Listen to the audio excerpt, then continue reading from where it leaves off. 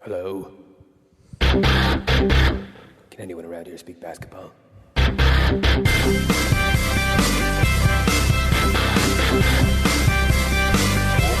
it is. It's the Confederacy of Dunks Basketball Podcast.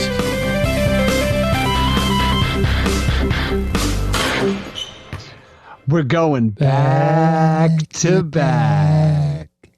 Welcome to the Confederacy of Dunks Basketball Podcast. I am your host, Freddie Rivas, and who are you, sir? Producer Matt Dunks. Freddie, how you doing? I am doing okay. I'm hanging in there. Doing okay. How's everything on your end? Yeah, doing the same, just one day at a time kind of thing. And Heck yeah, that's what you got to do. Let's jump into it. Thanks so much for everyone who listens to this podcast. And if you're listening to it now, you have found the podcast. But if you want to share it or find it another time, what are the many platforms we're on, Matt? We're on iTunes and we're on Stitcher. We're on, at your favorite podcatcher. We're going to be on there, as well as things like YouTube and Instagram and Facebook. So there's a lot of ways that you can find us. And if you want to make it easy, you can go to dunkspodcast.com, and all our links are there on the right for you to subscribe. And what about if somebody is like, they're so into us and they're like, shit, these guys need help. Like, their life's probably going down the drain, but like the podcast is hype. How do I help them, maybe financially, how do I become like a micro investor? How might they do that? If you want to become a micro investor, then you go to our Patreon at patreon.com/dunkspodcast, or you can click on the link on our website. It'll take you over there. You'll get some special features, early episodes, and you'll get to support us and help us keep this thing going. And what about if, you're outside, there's a bit of sun, but hey, there's a lot of snow too. It's April, but it's cold, and you got to make sure your head's warm and unitchy. Yeah, anti-itch toques are what we specialize in. That's pretty much where we're moving the podcast toward, probably that kind of manufacturing. So if you want to start and see what we're talking about, order a Confederacy of Dunks Basketball Podcast toque. I'm telling you, these things don't itch. You don't have to keep putting baby powder on your noggin, okay? No more of that stuff, okay? So you can trust Matt, folks. This podcast is really great. We have kind of two of our favorite guests. It's really funny. Yeah, I think we go for like an hour and 20 almost, but lots of topics. I'm going through my NBA 2K player. Matt, you're doing a draft from the past, which is really fun. It's kind of centered around The Last Dance, because that is the center of the basketball world right now. The Last Dance, for those who don't know, is the final championship run by Michael Jordan in 1998. It was the second three-peat. He would subsequently retire for the second time after that. We're just going to dive right into it and kind of talk about how wild it is to watch kind of Michael's culminating amazing run during this time right now. Matt, if you're ready, say okay. Okay.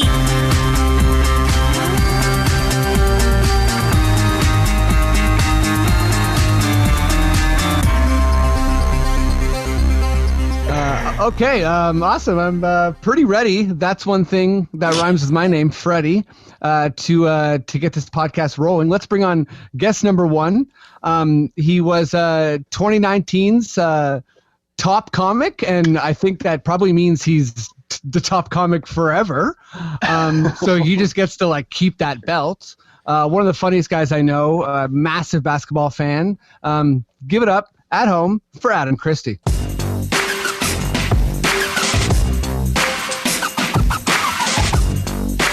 Thanks, everybody. An honor to be back here.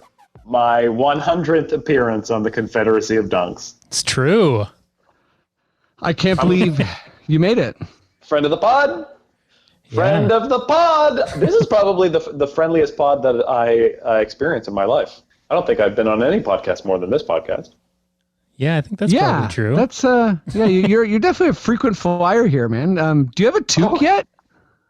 I don't have a toque. Oh my God, we got to sort that out. Yeah. But I know. Can I ask you a question? Why does your brother keep pitching that people buy them?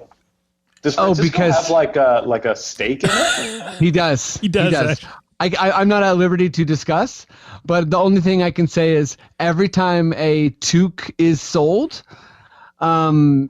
Francisco gets like a nice cut of meat from his favorite butcher. So that's the only thing I'm going to say about that. Wait a minute. Does Francisco get a cut of toques that are sold? No. He just helped us set it up with Shopify. But he gets zero money. He gets zero money. He's doing it out of the goodness of his soul. That's so nice because I thought that this was like an Avon scam. Because in our private friend group, he's always pushing that like our friends buy them, and I'm like, I would love to buy one, but I'm like, what the fuck's now? I don't want to buy one. Am I giving? You want money? You have a good job, Francisco. You piece of shit. Well, okay, check this out, man. It's Shopify, but it's still me shipping it. So Adam, just go ahead and place that order on Shopify. And we'll process your toque post haste. Great, thank you. It's snowing out in Toronto, so come on. We changed it so that the shipping isn't as much as the toque now too. Yeah, it was that for a while. No. We've sorted out all the kinks. Bad business model. Let's move on. Yeah. Let's bring on guest number 2. He told me that he ran a basically like a full field touchdown when he was in university. Whoa. Is that true? Whoa. I don't know. I believe it though. That's huge. We were in the same like winners commercials, but like several years apart. Like it was like the same vibe. He's hilarious. Co-creator of Bit Parts and a Bit Player. Sorry. Give it up as loud as you can for Nigel Downer. Oh yeah.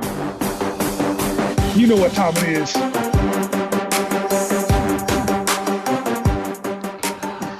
We do know what time it is. What's up, ladies and gentlemen? Yeah, all of those stats are true. 108 yards, maybe kickoff return against the York Yeomen. Whoa.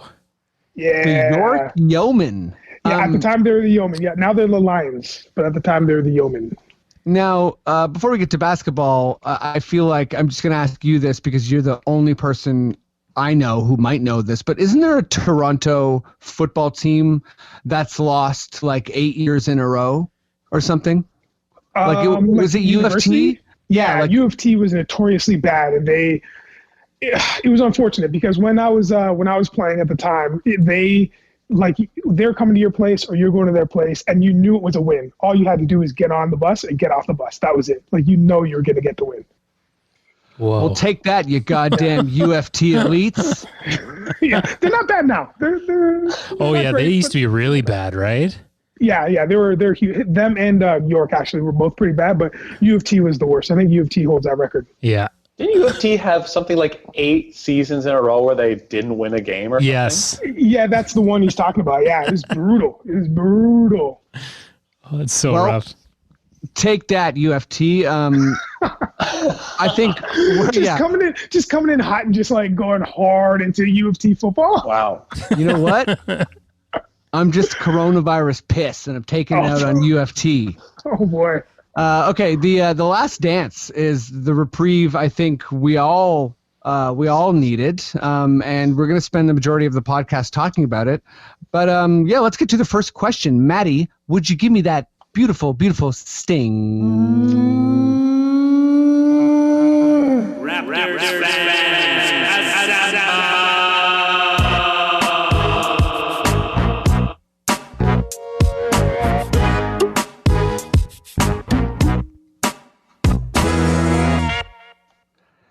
Okay, let's go with you first, Nigel.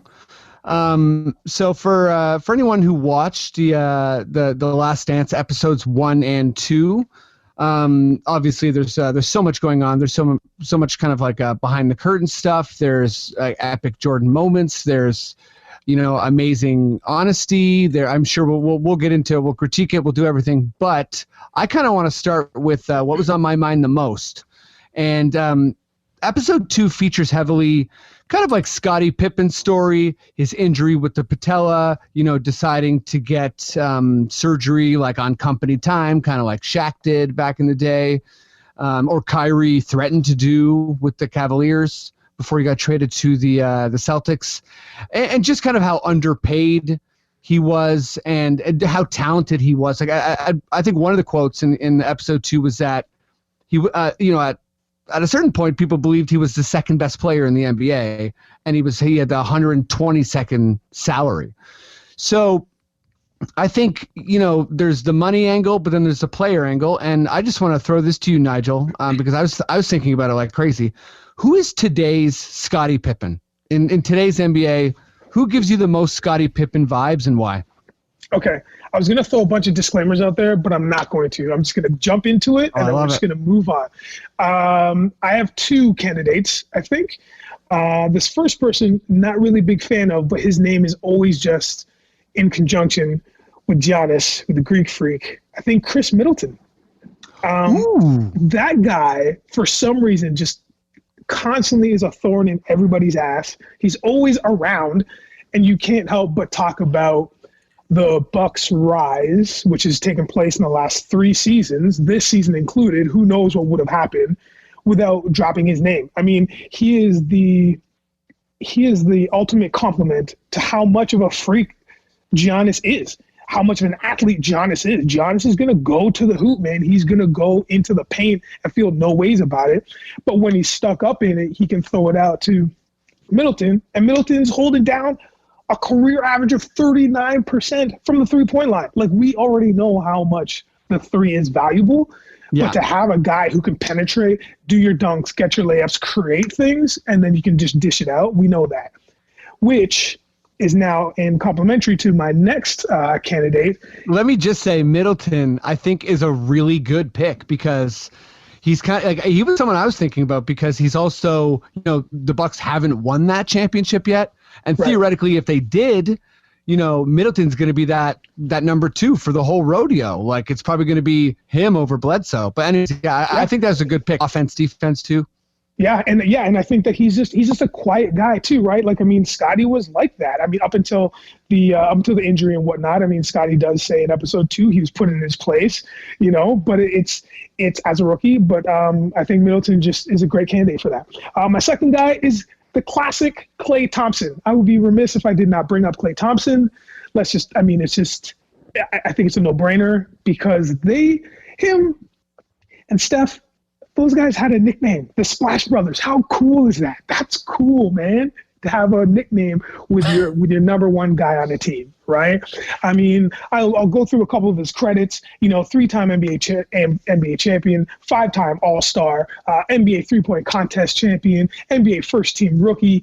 Like, I don't know what else to say about it. And now, going through the dramatics of having the ACL injury, which is akin to Scottie's ankle injury, is Steph now has to carry the team. And again, brings us to a season which we don't know how it was going to unfold, but we did see how they dropped considerably once that team was just decimated. You know what I mean? So those are my two candidates for the best 2, or the 2 that we should really consider in a conversation of the number 2 guy in the NBA.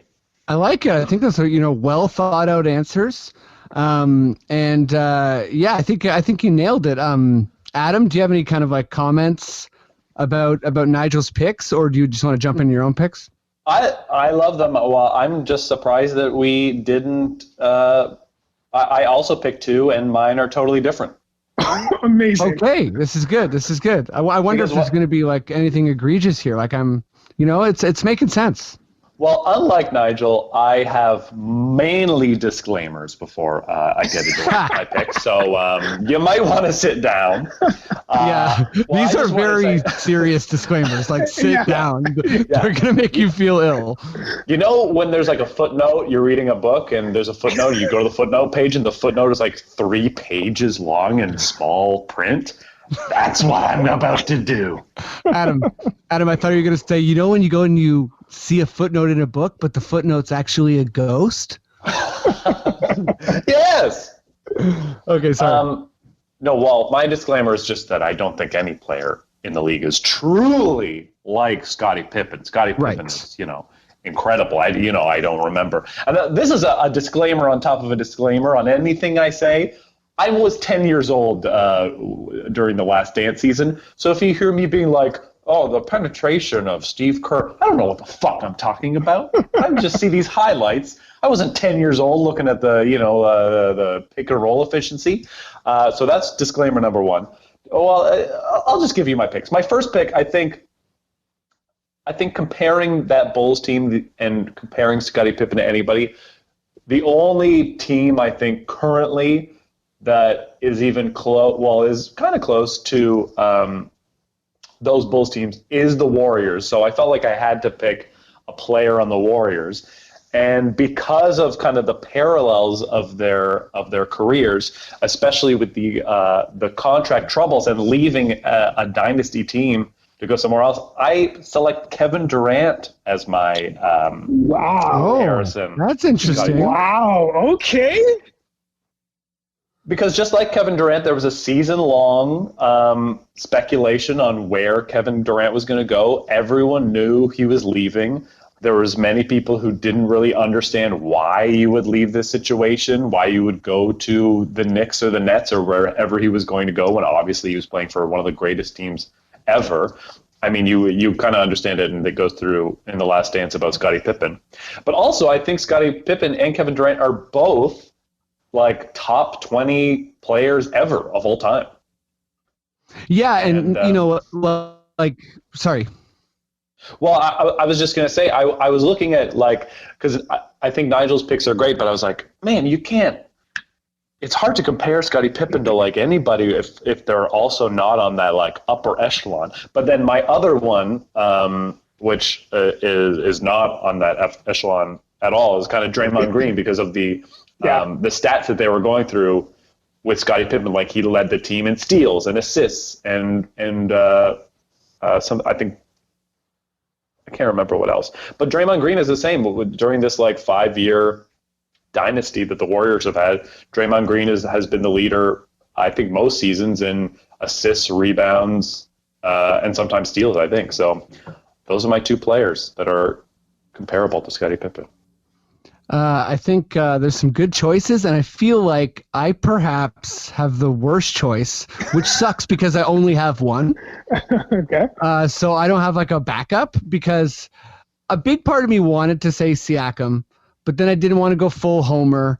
And then also I think Siakam is kind of, since he's become the number one guy this year, his game's going to become more and more and more offensive and less of OG already is an all-NBA candidate guy because he's taking on some of Siakam's assignments.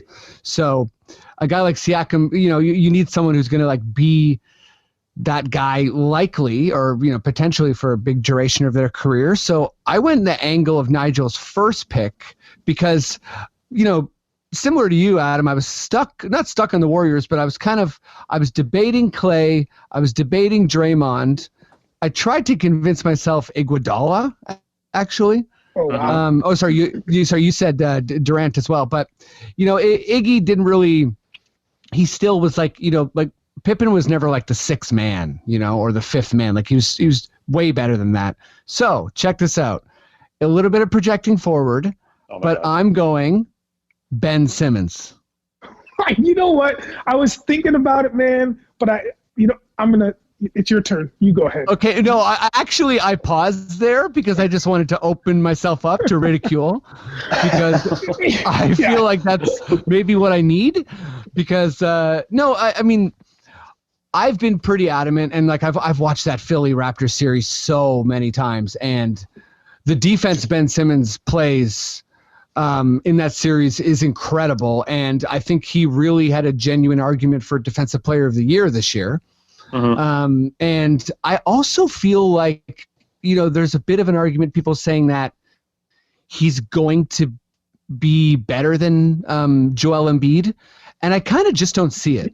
Like, I think that if his shot develops a bit more, I think he can become a more well-rounded player. But I think what's more likely is that in a couple years, people kind of just accept Ben Simmons for what he is, which is a really, really good player and potentially, one of the best defensive players in the league year in and year out. Yeah. Who can guard 1 through 5. But I don't know if he'll put together the offensive package to overtake Embiid. And I think also he could be the type of guy that I think even if he gets traded, is not the best player on the team he goes to. But yeah, obviously money-wise, that doesn't add up at all to Scottie. I actually had a really tough time finding someone who was as underpaid as Scottie because the league kind of works differently now. Yeah, there's really Curry used to be like that, but I looked at it too, and there's no crazy underpaid player right now. Unless they're on like a rookie contract, like you could say Luka, but that's just the circumstances he's in. Exactly. And Siakam, obviously is getting like a giant raise. Yeah.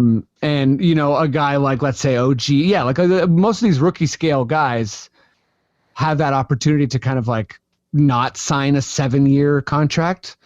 Yeah, man. On the I forget what podcast I was. Oh, I think it was the Dunked On podcast, but they were just talking about when there was no salary cap, no contract limitations, and Magic Johnson signed a 25-year, $25 million contract. Doesn't that just sound like some NBA 2K just some fantasy numbers? Like that's ridiculous. That's so silly on so many levels. I love it.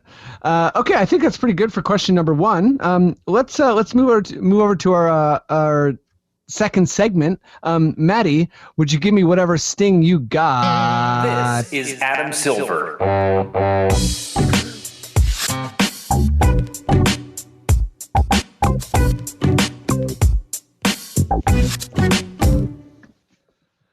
Okay, so it's time for my favorite new segment, a dramatic reading of my NBA 2K player that got drafted by the Raptors. Matt, whenever you're ready. Oh, yes, absolutely. Yeah, what's going on? you got something for me? You just let me hang here? Great. Okay, so the player's name is Federico Rivas. We are 32 games into the season. I'm averaging 10.6 points, 2.2 rebounds, 6.6 assists, and 37% from the field, and 33% from 3. I just became the Rookie of the Month. I now advertise for Beats. I actually did a press conference, and they said that I was a bit too lame, and I advertised for Beats, too eagerly. So I'll work on that. And our team right now is slightly worse than the actual Raptors. It's actually around that New Year's time. We just lost to Cleveland, and then we just beat the Miami Heat.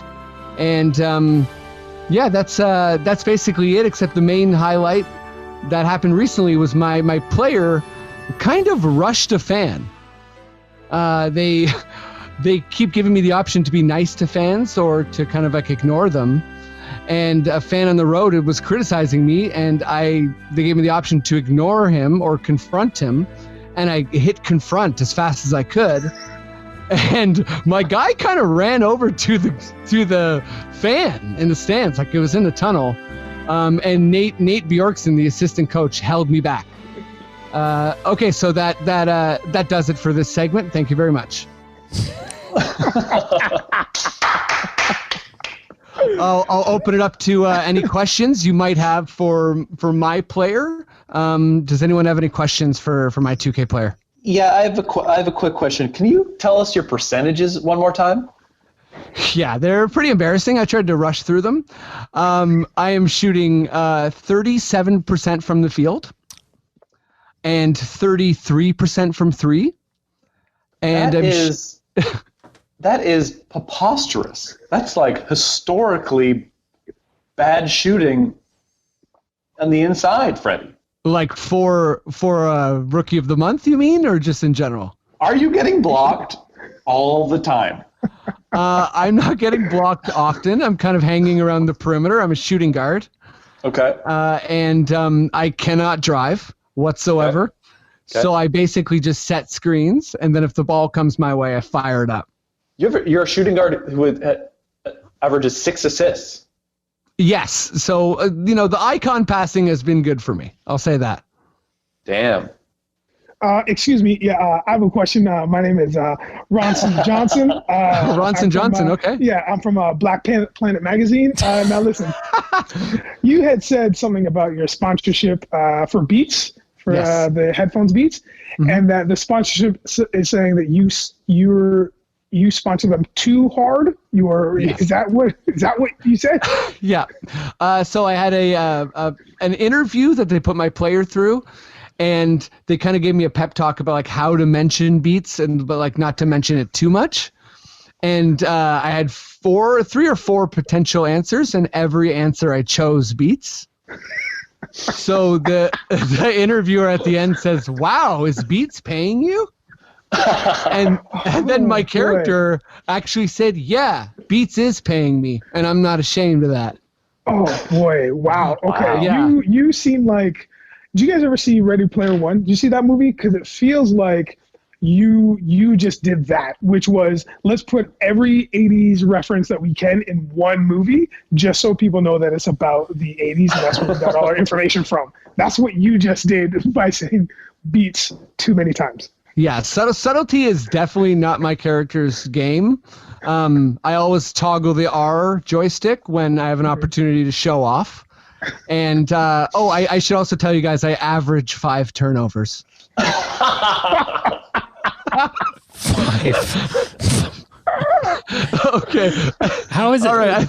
Can it be game over for you at some point, or do you get to keep going with these stats? I got Rookie of the Month, buddy. Like, when did they when did they send you overseas? You were you were like if they didn't tell Markel Fultz to stop playing basketball for a year. If they just let it ride and they were like, "Listen, he's a nice guy. He loves Beats." I get yanked. I get yanked a lot. I have pulls me a out. statement. Sorry. I have a statement. Hi, my name is Professor Londell Johnson. You said that you were Player of the Month. I'm just going to throw it out there. Which month was it? I feel like it might have been the shortest month, which is Black History Month, with his February, which is 28 days. Because with those stats, I don't understand how you can be Player of the Month. I don't know how it happened. It was December, and during the Christmas Day game, basically Nurse kept pulling me out because Jaylen Brown dunked on me 6 times. Are you Player of the Month? Was it like a fan vote? Like, remember that that goon got to go to the All-Star game because a bunch of idiots online voted for him? Oh, yeah. Something. That would be really good if my player went to accept his Player of the Month, and all the other players were kind of in the hallway being like, "Man, this is disrespect. I shouldn't accept it." You know what I mean? And my guy's like, "What? When Vince Carter was like, "I'm going to start in the All-Star game," and everyone's like, "No, you got to let MJ start." And he's like, "But I am." And then people are like, "No, though, you got to not start." Did you try to scan your face in 2K? Have you tried to do that? I'm so happy you asked because I keep polling guests. That's the one thing I haven't done yet because I think perhaps it might be too sad for me. If I see myself get blocked, or dunked on by Jaylen Brown, it could be tough. That's all.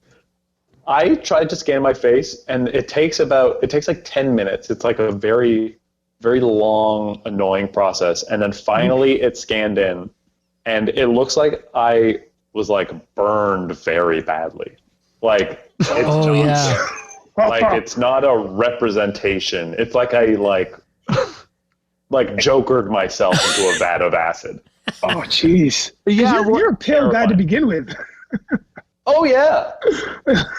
That's amazing. It didn't know what it was doing with me.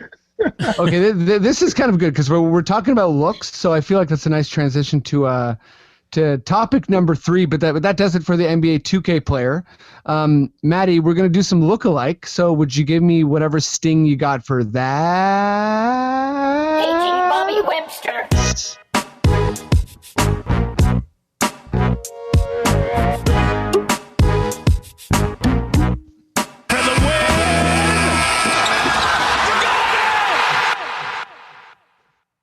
Beautiful. Devlin going off, you know? I'm excited for that. I'm excited for Devlin, you know, when he gets back. I have a question. Is Bobby Webster the Scottie Pippen of today? I think that's what Matt was trying to say. He's like the number 2, like uncredited number 2. Oh, yeah. Chicago's interested in him. Oh, no. Sums up there. Anyway. Okay.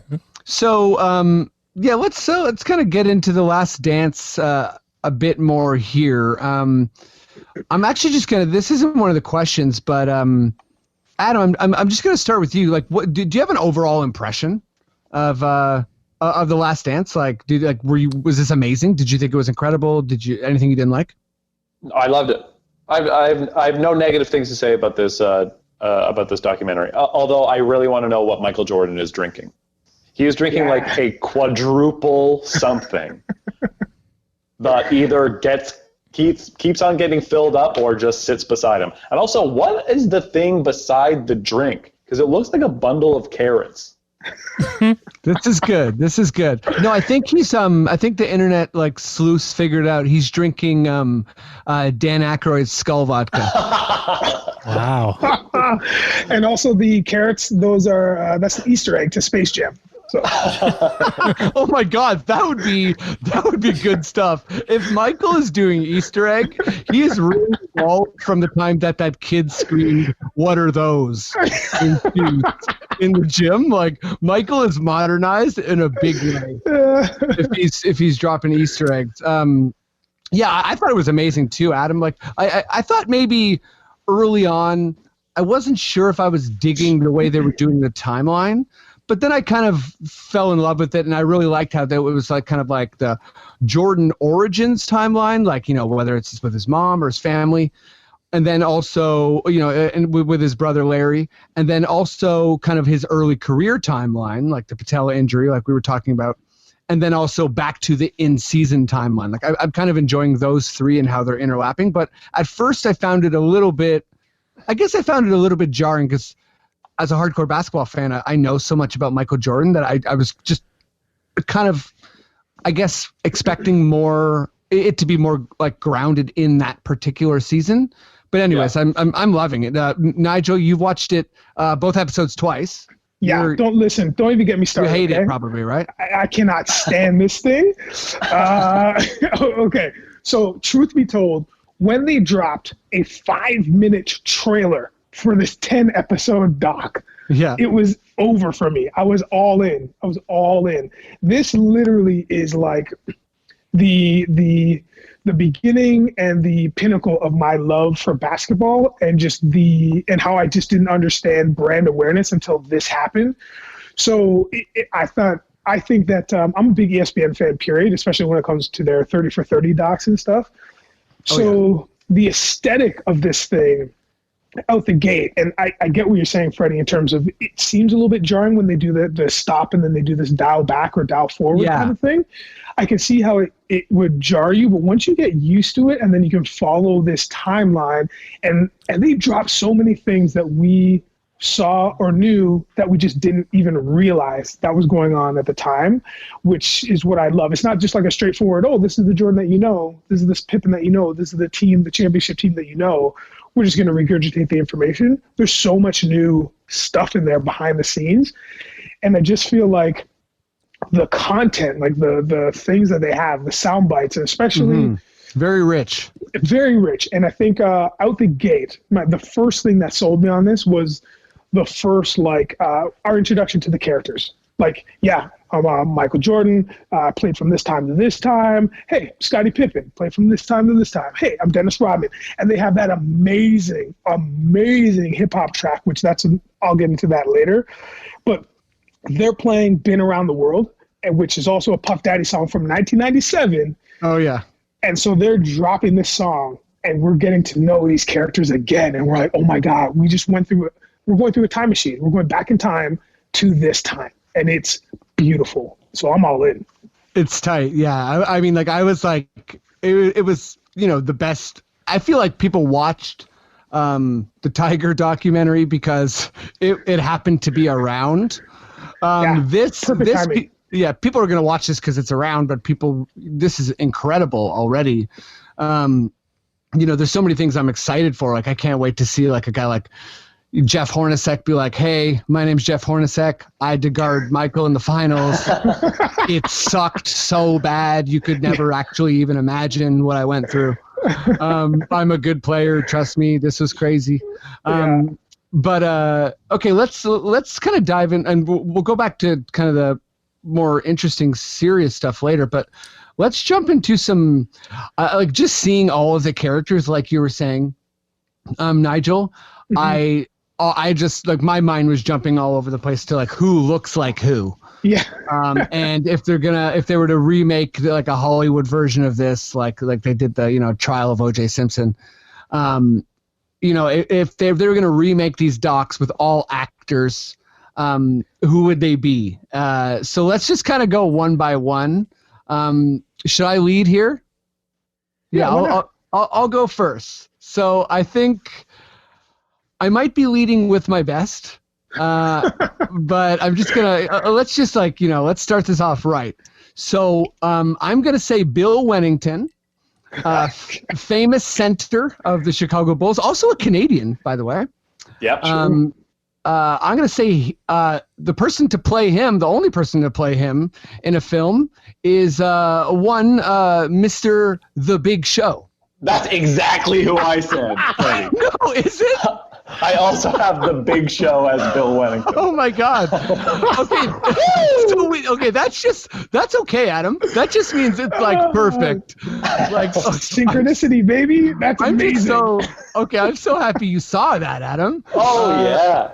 The fact that Adam has that, I don't know. There's not a lot of explaining left. Like, folks, when they were talking to Bill Wennington, like, I half expected them to pan out and he's on a motorcycle. Well, that's incredible. Okay, Nigel.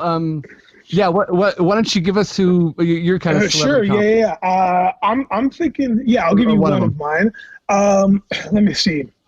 Let me go with. I'll go with this character here. Do you remember in, I think it was episode 2, where we talked to Jordan's family, right? And we talk about Larry Jordan, who's the bully of the boys, is what it sounded like. That's kind of how it came across. Mm-hmm. Yeah. I would cast Terry Crews as Larry Jordan.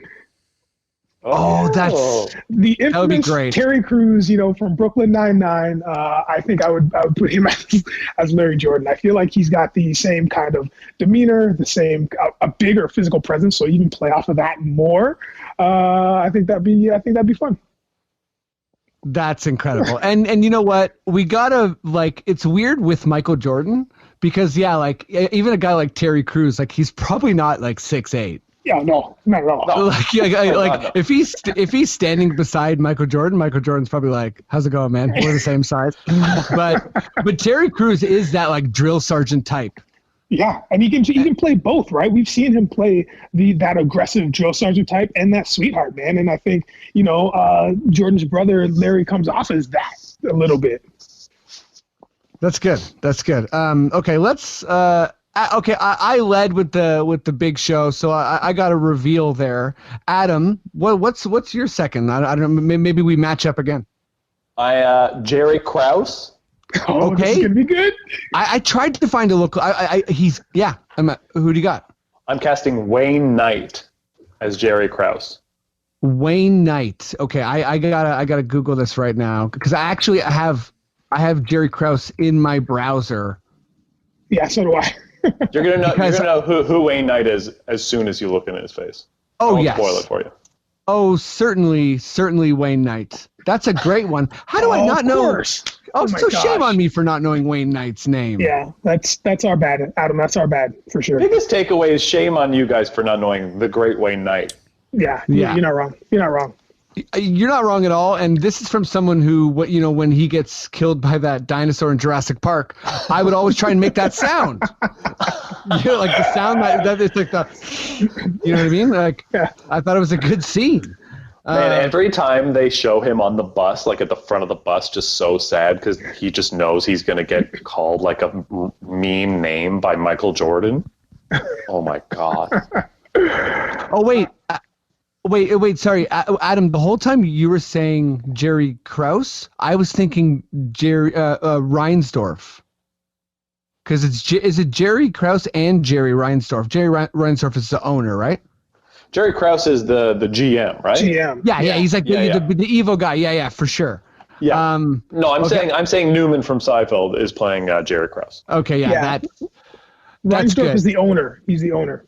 Okay, sorry, because I probably made it super confusing, because I think Krause actually looks like a bunch of people, but Wayne Knight's a good one, and Reinsdorf was the one I was like, man, there's got to be someone for this guy.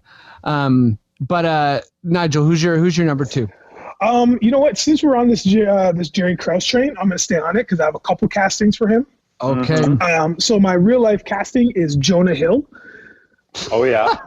I feel like, Jonah Hill, he knows what's up, man. He's been in quite a few sports movies now, I think what he did in Wolf of Wall Street was dope, Moneyball. So I'm like, he could do a Jerry Krause. However, I think the pinnacle of casting for me, for casting Jerry Krause, would be a mashup of Emperor Palpatine and Jabba the Hutt.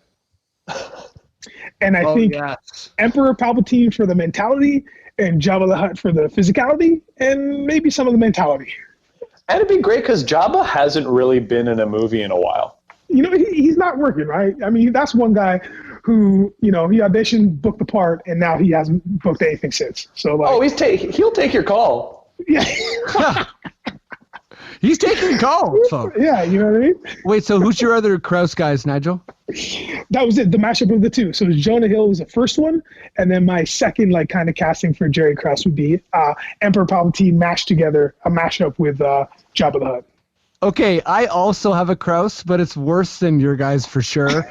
Just for mine, just get in the spirit, okay? Just imagine a bit of a different personality. Okay. Columbo. Columbo? He kind of looks like Columbo.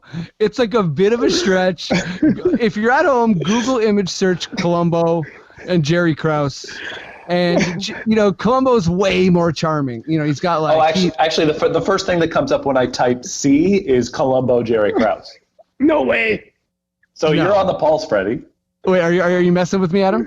Yes, obviously I'm messing with you. C. It's not Canada.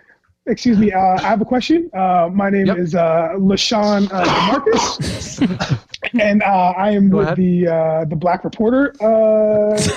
Doesn't Columbo just wear a beige overcoat all the time with a black tie and a white shirt? Yeah. Yes. A very slender man. Absolutely. Yeah, he's got a bit of a slender man vibe. Okay, that's all. Thank you for taking my question. Okay, you know what? I dropped the ball a bit here. Okay, let's see if I can. I'll see if I can save myself for the last round. Nigel, who's your number 3? Oh boy. Okay. I'll say my number 3, but I also want to do some honorable mentions at the end of this. I would love to cast Dolores Jordan. I'm going to keep it in the Jordan family. So Jordan's mom. I would love to cast her with Octavia Spencer from Hidden Figures fame and Onward, and her most recent Bomb Ma. Bomb? Yeah. Oh, Adam, let's not jump. Much like The Last Dance, I have seen Ma twice in the last day. And I heavily disagree. Yeah, Octavia Spencer as Jordan's mom, Dolores Jordan. I think that's one of my favorites. Right there. That's not bad. How does Michael Jordan's mom look younger than Michael Jordan? She does, eh? She looks incredible. Yeah, she does. Yeah, Dolores Jordan, I was like, man, you're definitely don't look much older than Michael Jordan, and you're probably way less famous and have a ton of money. So good on you, Yeah. Is Michael Jordan's mom the Scottie Pippen of today? Yes, yeah. I think so. That's just a very simple comparison for the folks out there. Like that's Oh, not weird or confusing or anything. Yeah, I just typed "I" into Google search, and it just came up as Michael Jordan's mother, the Scottie Pippen of the day. Also, I wanted to say Dolores Jordan looks incredible, and I will say that if I ever have a child, I'm going to use the same parenting skills as Michael Jordan's father. So I think that's just money in the bank right there. I agree. Yeah, I would. The way they pitted the brothers against each other, Doubt your son until he becomes great. Yeah, I'd recommend doing that as well. That's good. Okay, Adam, do you want to go last, or should I bust mine out, or what? Yeah, I can go right now, but I do have some honorable mentions that I can throw out. But I will say my last one is Phil Jackson. Okay, here we go. Younger Phil Jackson, J.K. Simmons. Oh yeah, I see that. Definitely had some J. Jonah Jameson vibes in the 90s. Yeah, that With voice too, right? Yeah. Oh yeah. I could see that. Okay, mine. This last one, again, it's not going to be as good as the Big Show, but nothing is, So, Kevin McHale. Now, this is one of those ones where he's a giant athlete, right? So you got to kind of strip him down to human form to see what I'm seeing. Yeah, athletes are not human. Okay. A young, kind of dancy Mick Jagger. Talk to me. Is that crazy? I love how much mustard you put on whoever you casted. You put so much which probably means it's just bad. Just Kevin McHale's is Mick Jagger if Mick Jagger had the Jordan Peterson steak diet for 10 years straight. He looks a little bit more like Jordan Peterson than Mick Jagger. As soon as I said that, I was like, shit. I should have said Jordan goddamn Peterson. Okay, Adam, do you want to hit us with some honorable mentions? Honorable mentions: Dennis Rodman, played by Jacob Tremblay. Okay. I think that kid could do anything. I mean, it's maybe a controversial thing to say. Maybe I'll be flamed over Twitter, but I think that kid, the little kid from Room, could do it all. Nice. And then Michael Jordan. I thought a young Michael Jordan kind of looked like, and maybe I'm insane, Tyler the Creator. Wow. Interesting. Go back, take a look at Michael Jordan at 19, and tell me you don't see a little bit of Tyler the Creator in there. Maybe I'm nuts. I mean, I don't think you really are. I mean, you are, but I don't think you really are in this choice. Keep it in mind.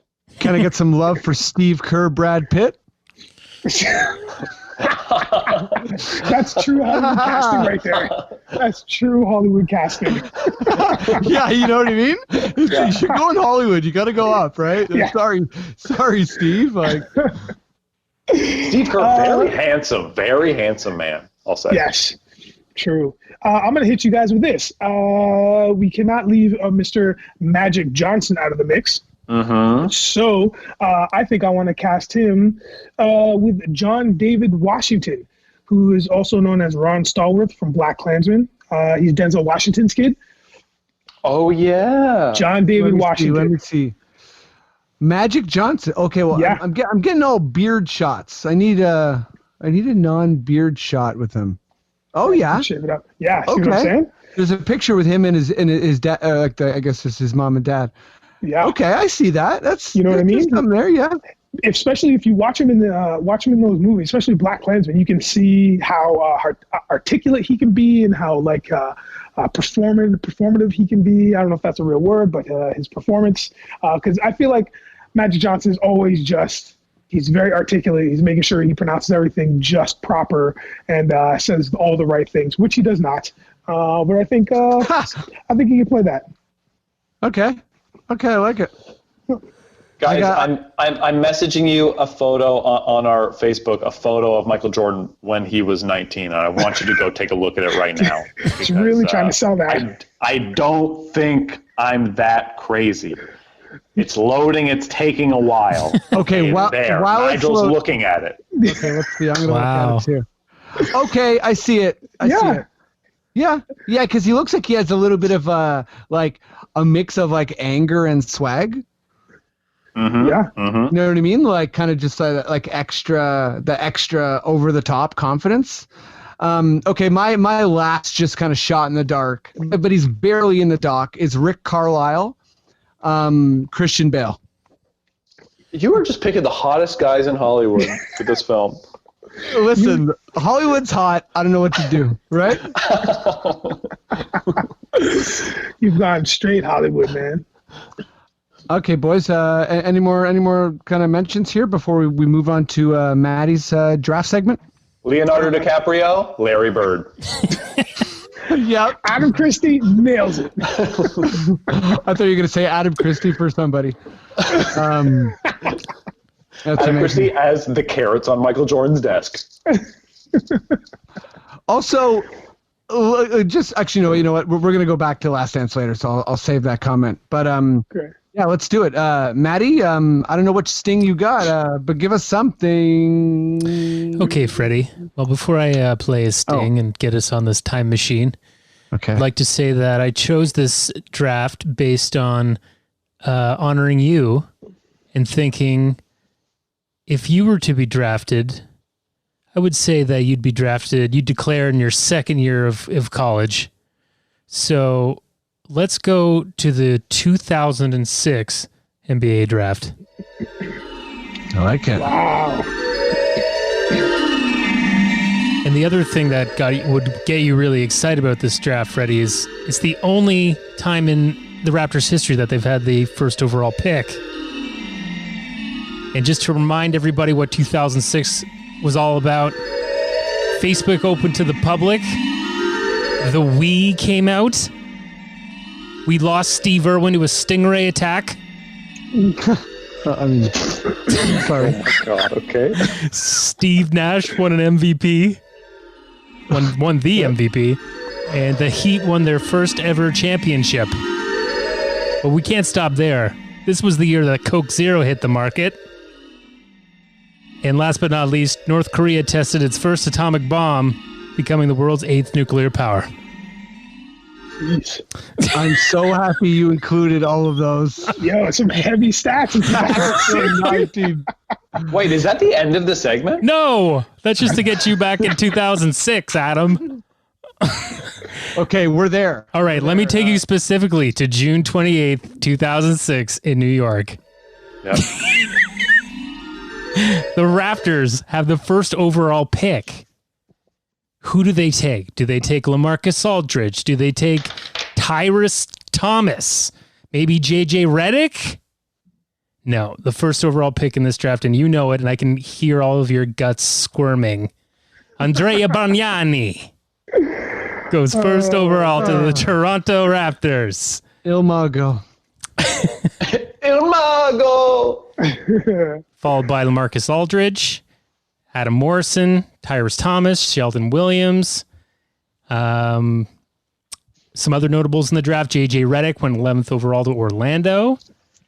And let's not forget Rajon Rondo, who went 21st to Phoenix. And our Kyle Lowry went 24th to Memphis. Wow. Yeah. It's really strange that I've never thought about Bargnani and Lowry being drafted in the same draft.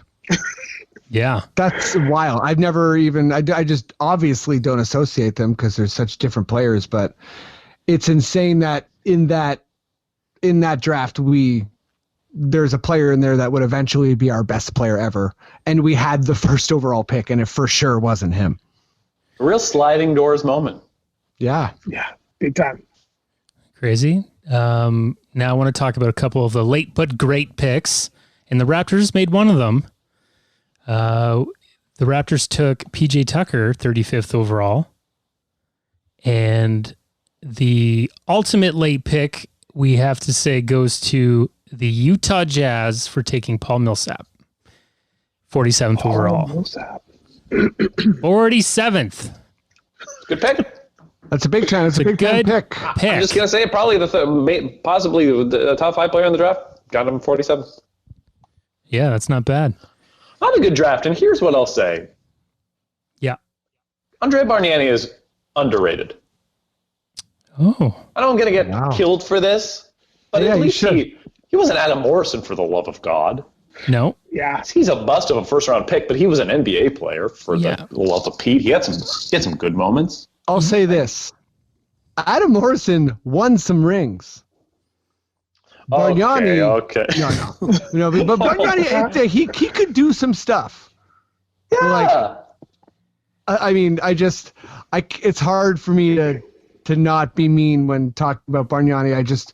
I've embarrassed myself too many times stumping for him, only for him to let me down. But Adam, I remember going to a Bobcats game back in the day, before they changed back to Hornets, and Bargnani, we snuck down. Bargnani had a big game winner. Remember that? I don't remember it, but I'm sure it happened. I don't think he would lie to me, for the love of God. I love how a guy you're defending has a moment and you're like, honestly, he's pretty forgettable. Take us through 3 through 8 in that draft. 3 through 8. Okay, so Yeah. three was Adam Morrison, who went to Charlotte. Terrible. Never played a meaningful minute in his life. Number 4 was Tyrus Thomas, who went to Portland. Okay, fine. If we get Tyrus Thomas over Bargnani, are we happier? Or are we like, Tyrus Thomas is Barely. terrible? Yeah. Sheldon Williams went to Atlanta, 5th overall. Yeah. Out of the league in, God knows how long. Yeah, he played 6 seasons. Brandon Roy went 6th to Minnesota. Also played 6 seasons. Yeah, but Brandon Roy he's a weird one because he was obviously very clearly the best player in the draft for a short period of time before his knees. Yeah. Yeah. Very sad. Very sad. The Celtics took Randy Foye, 7th overall. Awful point guard. Yeah, pretty rough draft. It was a rough draft. Houston took Rudy Gay, 8th overall. Sure. Okay. Did you know every player in this draft played for the Raptors at one time? I think a lot of them did. I think Adam's point stands, though. This draft is rough because the next 2 players after Rudy Gay are Patrick O'Brien and Mahmoud Sene. I'm not sure if I'm pronouncing that right. Muhammad, I think it's I don't Muhammad. even know who that is. Sorry, Mohamed Sene. He played for the Seattle Supersonics, or he got drafted, but I don't think he played long. He played three seasons, 47 games. Yeah, it's pretty rough. Well, Matt, what else is going on with this draft? Well, I'll just do one quick little quiz for you guys to see if you're up to date on who's leading in some categories right now. Okay, so, let's do it. Adam, Christie, I'm going to ask you first. I'm going to ask you who has the most total points. Is it Paul Millsap? Is it LaMarcus Aldridge? Or is it Rondo? I'm going to say LaMarcus Aldridge has the most points out of those players. That is correct. He has 19,599 points. Damn. Followed by Rudy Gay has 16,062. Nigel, you ready for yours? Oh man, give me that buzzer, baby. Nigel hates us. This question is this one's in honor of our Kyle Lowry and his love of assists. Who has the most assists so far in this draft? Is it Kyle Lowry? Is it Paul Millsap? Or is it Rajon Rondo? Oh geez. I'm gonna go with Rajon Rondo. That is correct. Oh, I got the yeah. thing. I got the thing. Is Kyle super far behind? Well, Rondo has 7,215 and Kyle has 5,623. Yeah, he is. Yeah, he's quite far behind. Crazy, Rondo. And then after that, it drops off to like over 2,000 for Paul Millsap. So not a lot of assist love in this draft. Freddie, I'll ask you the last question. I'm ready. In honor of our big man, Andrea Bargnani. There's a Herbie Coon on the mic. Yeah. Andrea Bargnani. I'm going to ask you, who has the most total rebounds? Is it Andrea Bargnani? Is it? Let me just stop you there. Yeah.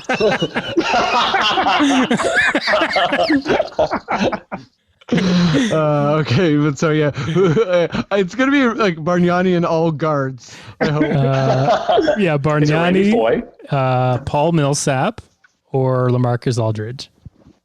Ooh, this one's kind of tight. You know what? I'm going to go Aldridge over I think Millsap has been injured a bunch in his career, so I'm going to go Aldridge. That is correct. Hey! Aldridge has 8,360 total rebounds. Millsap has 7,264. Yeah, Aldridge is always one of the like kind of low key, just like putting up big numbers his entire career guys. Yeah. Yeah.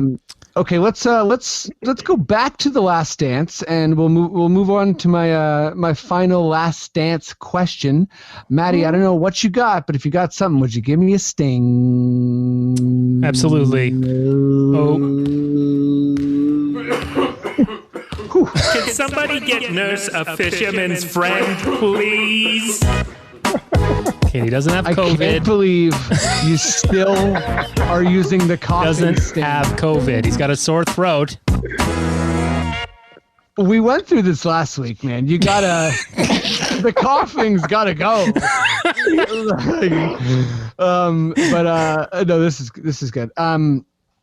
Okay, so we've kind of teased this out a little bit. I'll start with you, Nigel. But I think it's just kind of fun to talk about how the NBA was then and how it is now. And just like that to me was one of by far the most interesting things. I'll let you elaborate. But let me just ask you this. What was weirder as a current fan? Seeing how much power Jerry Krause had as a GM? Hearing that the Bulls played the Celtics 7 times in the regular season before that playoff series? Or Jordan telling all of America on live TV that as a rookie on a team, he wandered into a party where people were like smoking weed, doing drugs, there's girls everywhere, and he was like, "Gentlemen, I'm going back to my room." The way you say it changes my answer completely.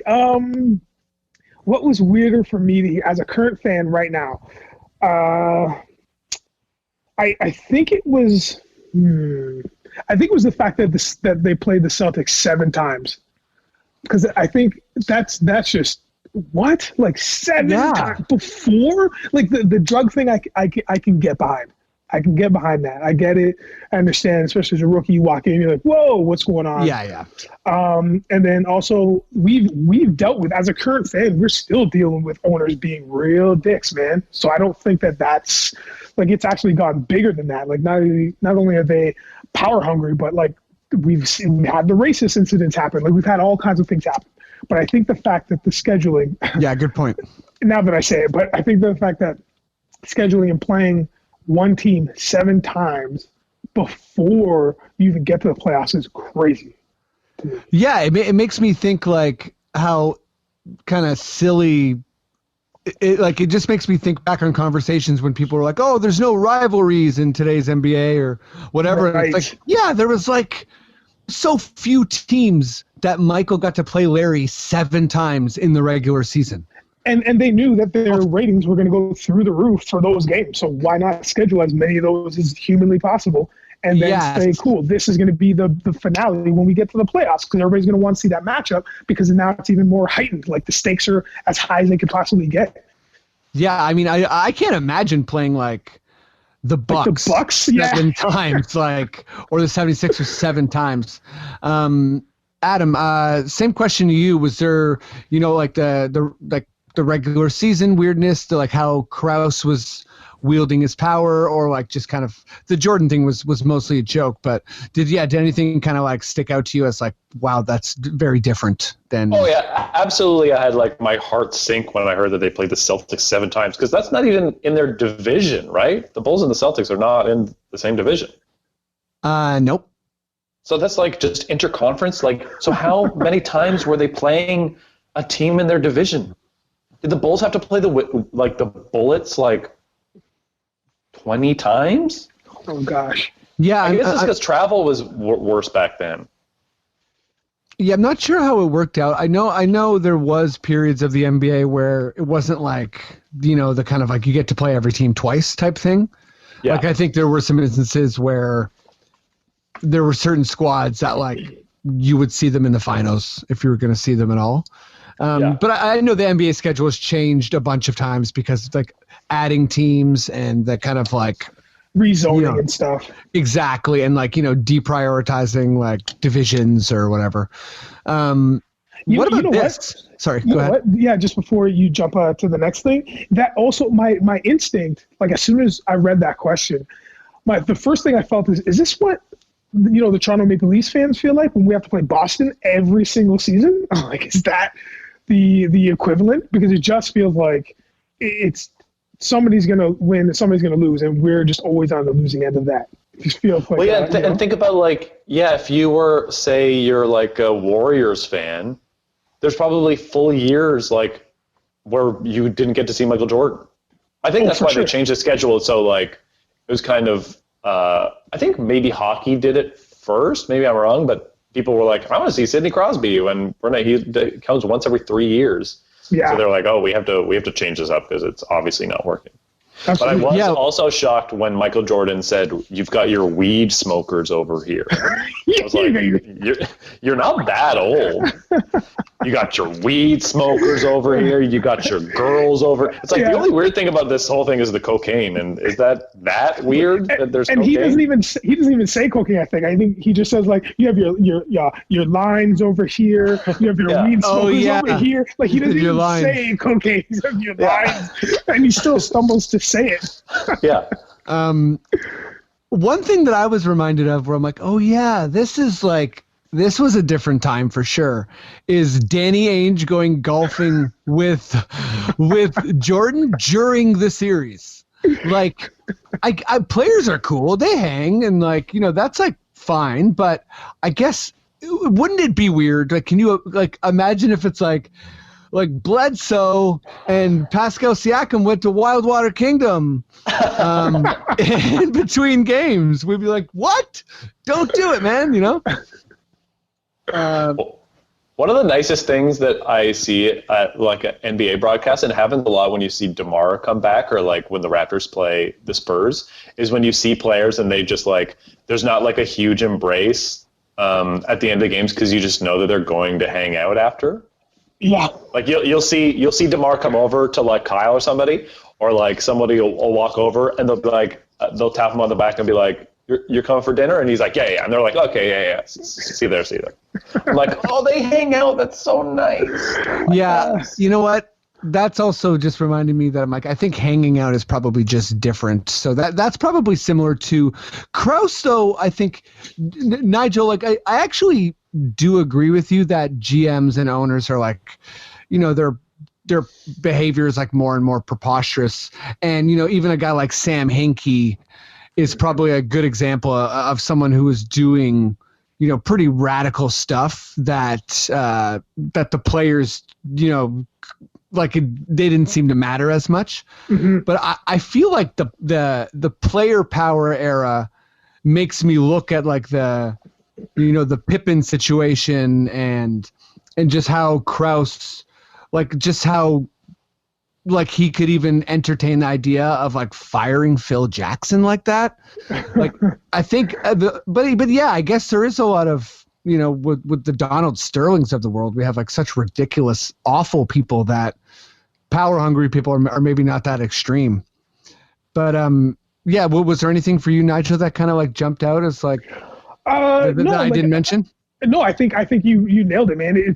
I find it very interesting, the marketing, the dynamics, the logistics of basketball and the shift from the front office to the players and how the players are completely dominating how teams are operating now. Like, I mean, I think one of the breaking points, if not the breaking point, was like the announcement, right? It was LeBron James saying he's taking his talent to South Beach. I mean, I know that we talk about that all the time and it keeps being brought up, but I think that's really the point where, he made a declaration on behalf of all the players and said, listen, I'm doing this.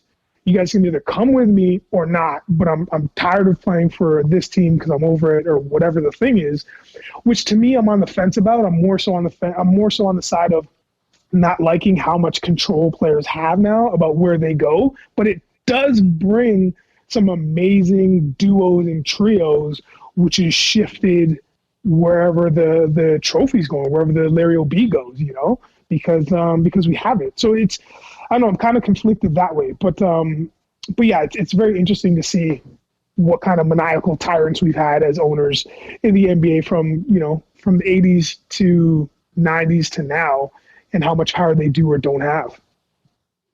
Yeah, totally. Like I feel like that's like the kind of like power is whatever leverage you have at that current time is kind of a fun lens to like look at this series and LeBron and like I like half the time they're showing Michael, I just keep thinking how guys like Kobe and LeBron, you know, were inspired by that and then made choices knowing the choices that Michael made. Yeah, absolutely. You know what's crazy? The craziest thing that I saw, and I feel like we haven't seen anything like this, but when Michael Jordan insists on playing on his foot, like how fucking furious would we be?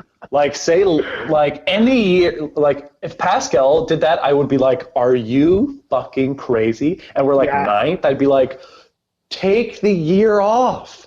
What are you doing?" And the way he was like, "Never tank. Like you should always be trying 100% your best. Because what's the point?" It's like, oh, no wonder you're a terrible owner and GM. You just don't understand at all like strategy with players or like risk management or like he's just like so competitive and so crazy. That's. Oh, sorry. Keep going, Adam. Sorry. No. Go ahead. Oh, I was just saying to piggyback what you're saying is also the idea. You said management in there, and I feel like this is our first taste of load management when they only give him 7 minutes per half when he comes back, which blew my mind. Again, something that I watched but just didn't understand because I didn't have all the information. You know what I mean? And then it's just like, this is wild that load management was back then, but look who controlled it and look how it was controlled and look how it was given to the masses, that our star player, because he went out and decided to play ball back at his old college, 1-on-1, 2-on-2, 3-on-3, now comes back and then tells us, like, that's ludicrous. You wouldn't be able to get away with that now because people would find out. Yeah. And just to kind of add to Adam's point, with the patella injury, I think it's such a perfect kind of crystallization of who Michael Jordan is when they talk about the quote. Well, I think it's Reinsdorf is saying, well, you know, if I had a bottle of 10 pills and you had a headache and one of those pills would kill you, would you take one of the pills? And Michael's like, you know, depends how bad the headache is, which is just like, this guy's a gambler. This guy's a gambler. Yeah. He would gamble he would be in an unfortunate position and still gamble. That's part of who he is. And that's part of what allows him to, I was just listening to Steve Kerr on the Low Post, and he's talking about a famous playoff miss and how, you know, he undershot something because 3 minutes before he overshot it. And it's like guys like Kawhi and Kobe and Michael Jordan, it's like they don't have that, what Steve Kerr is referring to, because it's like each time is anew. There's not like, oh yeah, that old time when I failed. It's like, I don't fail. Like it's kind of this way of, it's the utmost type of confidence. Totally. Yeah, it's a fascinating way of looking at greatness and the sacrifices you have to make in your psyche. What's that? Did you guys see Free Solo?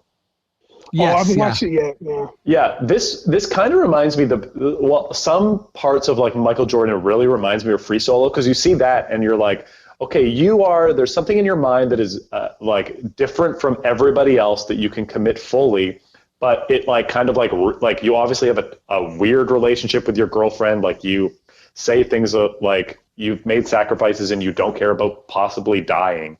And it's like, yes, there is greatness, but it's like, would I want to live my life like that as a borderline kind of sociopath in order to achieve this greatness? Like, these are the risks that you have to take. And it's very an interesting character study of someone. Yeah, I'm kind of hoping they go deeper and deeper into that. I think particularly when it comes to kind of like your teammates' mentalities, your opponents, and like different ways to win. I've always kind of like personally enjoyed like LeBron and Curry's style of leadership and Magic Johnson. But, it's a big narrative in the NBA, right? It's the lone wolf. It's the Mamba mentality. It's the kind of this attitude of like, I'd rather lose for us than give my teammate the opportunity. Because that's how much better I am than them. They don't even get to make that decision. It's kind of fascinating, and obviously it's going to evolve as it goes along. But before we kind of wrap this up and hit some quickish questions, do you guys got any last observations about the first 2 episodes of Last Dance? Adam, I'll jump to you. No, I'll jump to Nigel. For the sake of synchronicity, I'll jump right back to you, Freddie. And for the sake of just weird synchronicity, I'm going to jump out the window. See you guys. Wait, no. Freddie, do it. Don't you tell me to do it, Adam. Okay. Let's do some freaking quickish questions. Maddie, do you got that quickish question sting? Quickish Questions!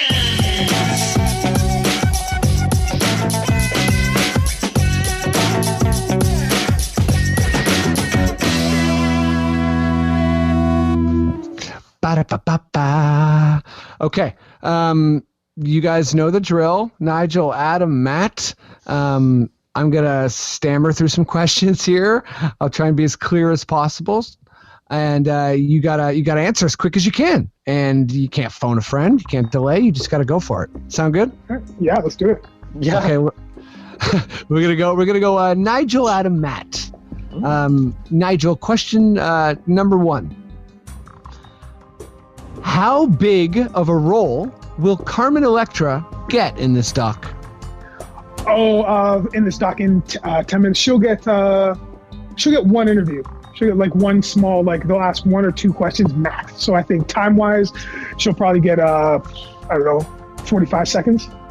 Huge. Adam. Will we hear more about the Steve Kerr / Jordan fight? Yes. I also believe Carmen Electra gets her own episode. Damn you, Adam. Matt, how much will we hear about Tony Kukoc and his feelings about playing with his team and playing with this team and coming over from Europe? That's a great question. I think we're gonna get double the amount of time that Carmen Electra gets. 2 episodes. Yeah, it's good. Nigel, yes. Will this doc change people's views on the LeBron versus Jordan as the GOAT debate? No. Adam, should DeMar come back to the Raptors? No. Matt, answer this however you see fit. Oh God, because it's not a question exactly. Oh, I love these. Okay, seriously debate simming the playoffs on a video game. Get a nerdy guy to input the stats from the season and the tendencies, and let 2020 be the year the machine decided? ? I know it's not what people really want, but it could be quite entertaining. Leafs are playing Jets at 3 p.m. today in Sim. Okay. So, like he's just asking me if I'm gonna put the stats, everything in, sim it. Who's gonna win? Hey man, you answer that. You answer that however you want. I think I'm gonna say, putting all those stats in, it's gonna be the Houston Rockets. Okay. I don't know why. I don't even know if that was the question. Yeah. The answer to the question. I don't even know if that. Where can I watch? Was a question. Where can I watch this Jets Leafs game at 3? I think it's this was an instance of people during a pandemic just in different rooms talking to themselves. Okay. Okay, here's a question. I just did Matt. Nigel. Yeah. How did the sizing for men's suits catch on? How did it catch on? Well, that's just men trying to be bigger than they are. That's men trying to look bigger, so they use more material to make their clothing look bigger. Okay. Adam, what is going on with men's formal fashion in the 90s? My God. I mean, I think it's great. I honestly think it's great. I'm glad things are opening up. I'm honestly going to take I'm taking a flight to Georgia tomorrow, and I'm going to get a left ear hoop earring. So that's where I'm at. Wow. No, you can't fly, dude. You can't go to the States right now. That's not. Pardon me? Do that. No, Adam, I can't go believe in there. you. Oh, jeez. Oh, no. I'm pretty sure I can. There are no Matt? cops at Niagara Falls. Yeah. Right now. Matt, I'm sorry you're stuck with another one of these, but this is just a comment. So react to it as you see fit. Scottie Pippen broke my heart. You're really reading everything on this thing, eh? Got her. Well, I'm sorry to hear that. I don't know what to say. Nigel, Jesus. Yes. would you rather watch the NBA season played out by the children of the players or the parents of the players? Oh man, let's give it to the parents. You know, like let's see where those athletes really came from. Like which parent has real heart, or like, you know, or can still move. You know what I mean? Adam, Go ahead. with The Last Dance coming out, will anyone ever watch the finals to the horse competition? No. I mean, no. Did anyone watch that? I didn't watch a second of it. I watched the Nope. quarterfinals, and then I got excited for Last Dance. There's one more question here, and it's actually for me. It says, not Last Dance related, but have you followed this NBA 2K tutorial yet? And it's the video of how to make Menge Batir for NBA 2K19. So it's how to design a very specific and rare NBA player. Shout out Jonathan for this link. Guys, that's the pod. Thank you so much. No, thank you, man. Thanks for having us. No problem. Thanks for Nigel, you got anything to plug during this time, or Hey, just a man. message to the world? Yeah, Ray, since we're all cooped up, I wouldn't mind if you guys watched a little series called Bit Players on CBC Gem. It's on the CBC Gem app. A little something that Christopher Siddiqui and myself wrote and star in. It's really just two brothers from a different mother, man, just trying to make it in the acting world, but it's surrounded with a bunch of pop culture references. And we really get into it. 8 episodes, about 10 minutes each, so you can't go wrong. Real quick watch. It's hilarious. Bonus points if you watch this, and you can find me. I'm in there twice. True. Yeah, I'm in there that's true. twice, and if you find me, you've watched that thoroughly. I'll say that. It's good. Adam, you got any thing going on? Any messages to the world? Yeah, go ahead and search. Go on YouTube, search troops surprising their kids. It's a good time. Adam wants to plug just hours of happy families being reunited in a military way. Good. Amazing. Well, Maddie, you got anything to say before we part ways? Everybody just hang in there, and the light is starting to shine and it's starting to feel good. So keep your eyes open and your nose to the floor. Wow. Okay.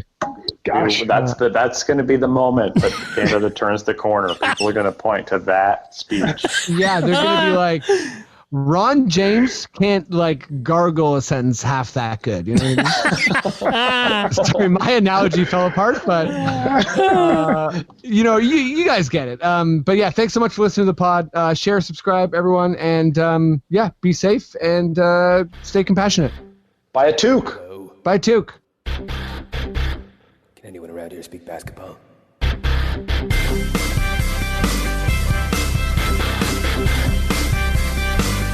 There it is. It's the Confederacy of Dunks Basketball Podcast.